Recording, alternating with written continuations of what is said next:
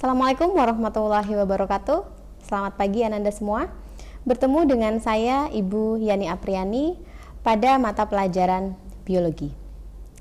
Ya, pada kesempatan kali ini Ibu akan menjelaskan mengenai materi kelas 11 semester 1, yaitu sistem gerak pada manusia. Nah, kita lihat terlebih dahulu untuk kompetensi dasar yang akan kita capai, yaitu menganalisis hubungan antara struktur jaringan penyusun organ pada sistem gerak dalam kaitannya dengan bioproses dan gangguan fungsi yang dapat terjadi pada sistem gerak manusia. Ya, kita lihat ini ada beberapa cuplikan aktivitas yang biasa dilakukan sehari-hari. Di sini ada sekumpulan orang yang sedang berlari, kemudian ada yang sedang bersepeda, kemudian ada anak kecil yang sedang menyiram tanaman, dan ada juga anak kecil yang sedang bermain push bike berlari. Nah, dari sini kita bisa melihat semua aktivitas yang dilakukan sehari-hari tentu tidak luput dari pergerakan. Kira-kira ada yang tahu kenapa kok manusia bergerak? Ya, betul sekali. Bergerak itu merupakan salah satu ciri dari makhluk hidup. Maka dari itu, dari mulai kita bangun tidur, beraktivitas, sampai kita tidur kembali, bahkan ketika kita tidur, senyum pun itu sudah masuk ke dalam suatu pergerakan. Nah, untuk sistem gerak itu sendiri memiliki dua alat gerak, di mana ada alat gerak aktif dan ada juga alat gerak pasif. Untuk alat gerak aktif itu ada otot, sedangkan alat gerak pasif ini adalah rangka. Kenapa?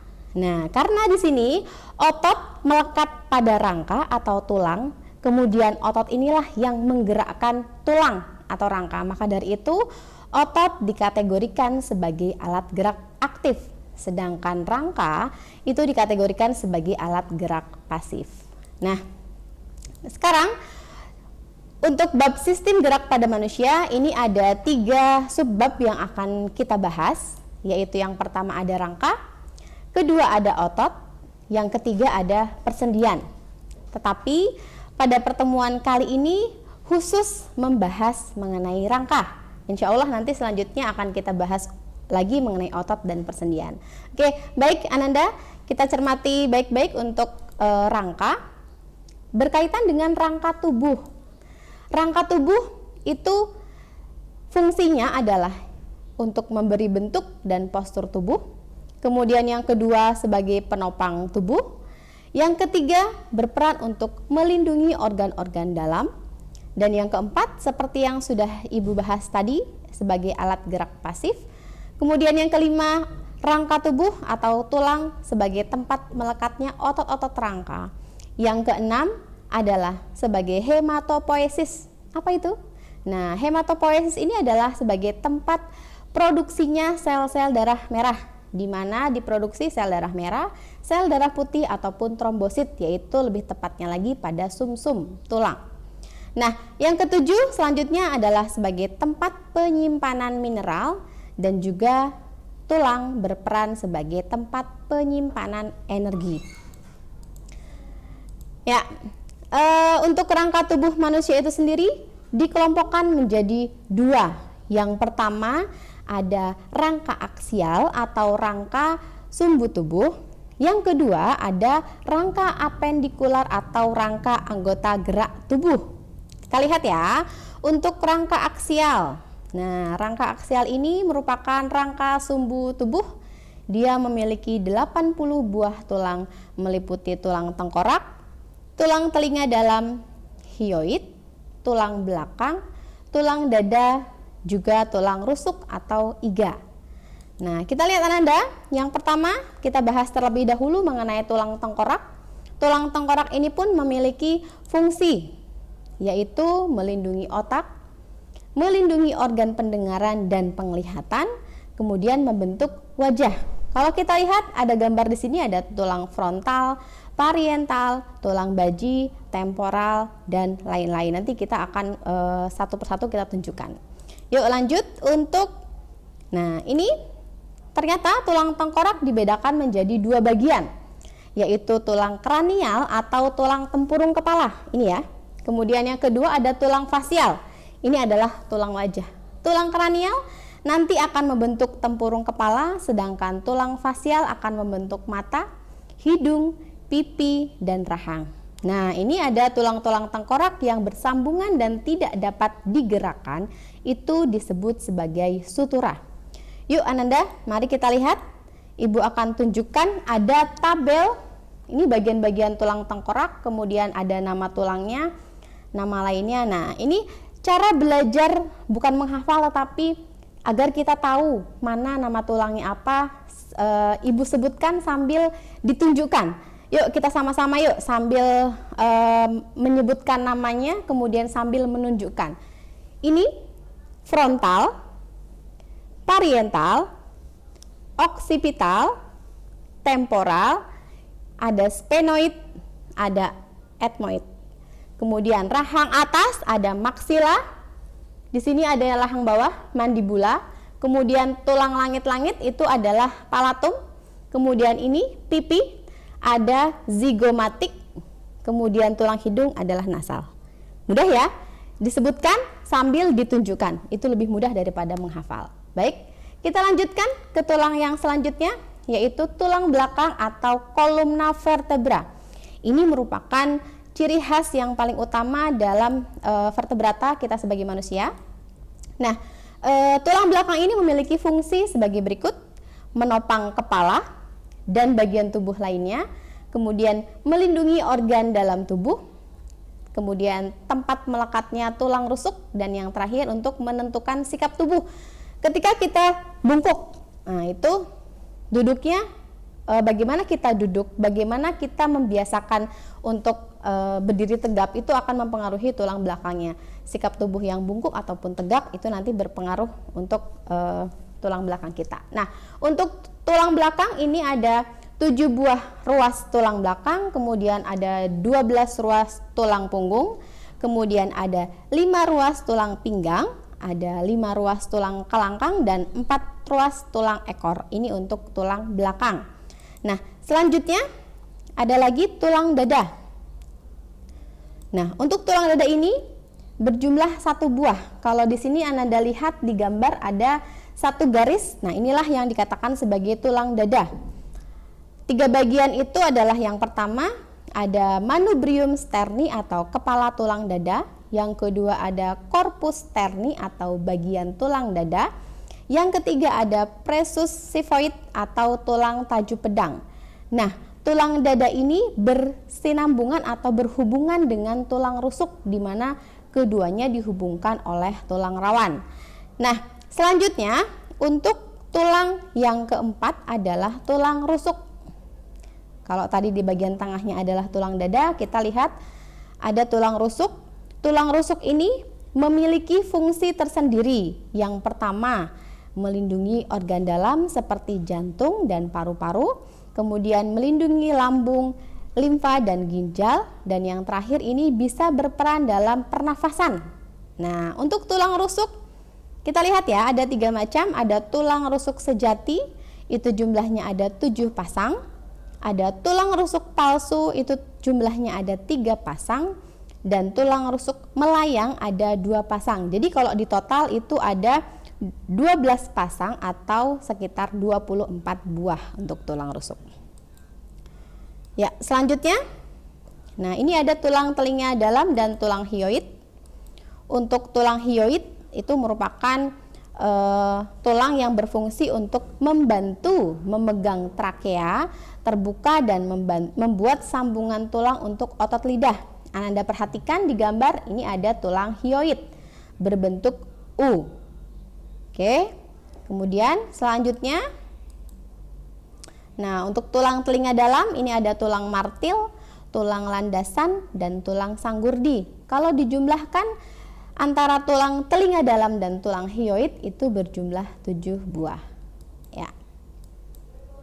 Selanjutnya, nah kalau tadi kita bahas rangka aksial, sekarang kita beranjak kepada rangka apendikular.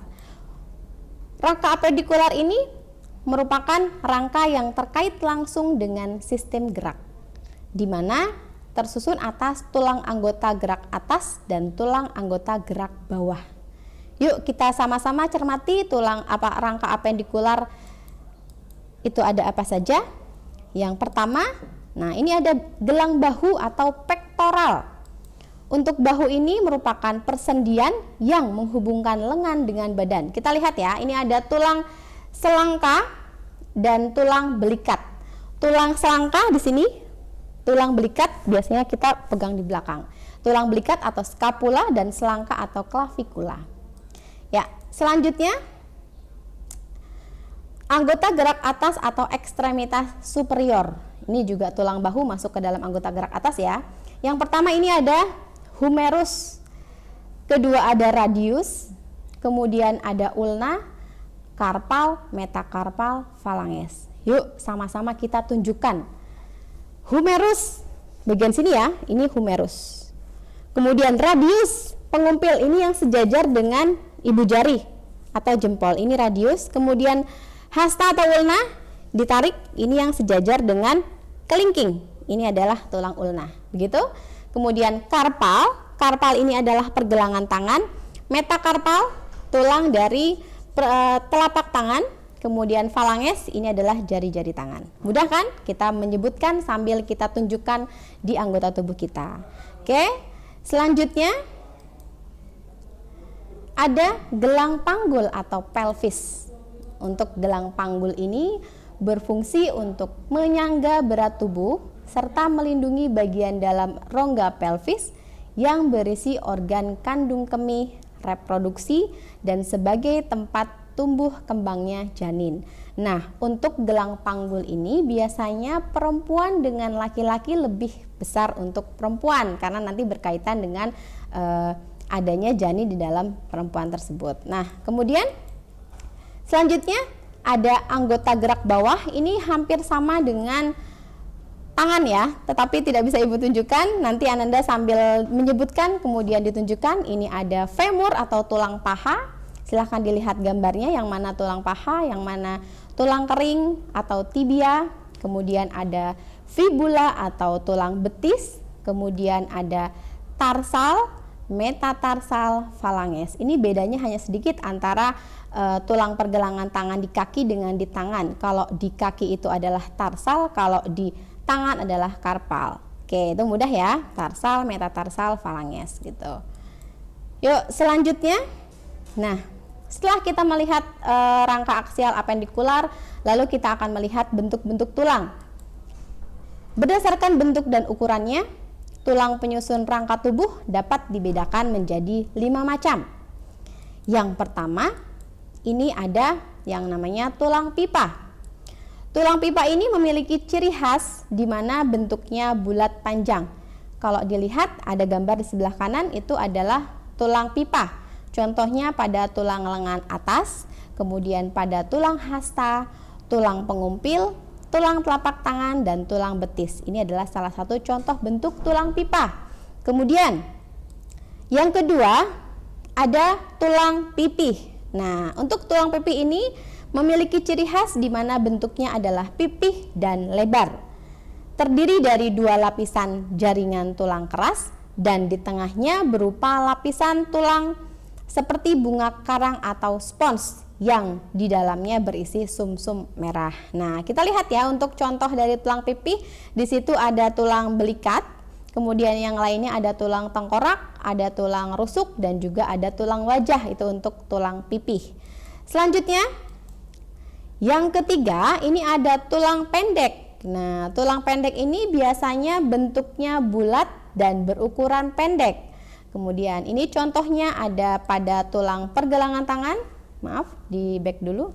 Nah, ada tulang pergelangan tangan, ada pergelangan kaki, telapak tangan, dan juga telapak kaki. Ini untuk tulang pendek.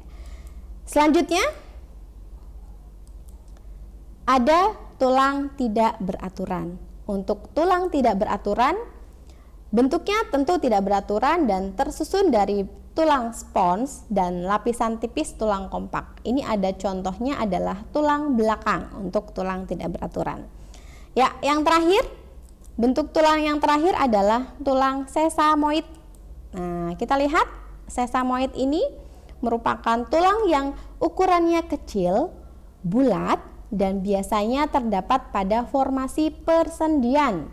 Tulang sesamoid ini bersambungan dengan kartilago atau tulang rawan, ligamen atau tulang lainnya. Nah, contoh dari tulang sesamoid adalah tulang tempurung lutut atau patella dan tulang ibu jari.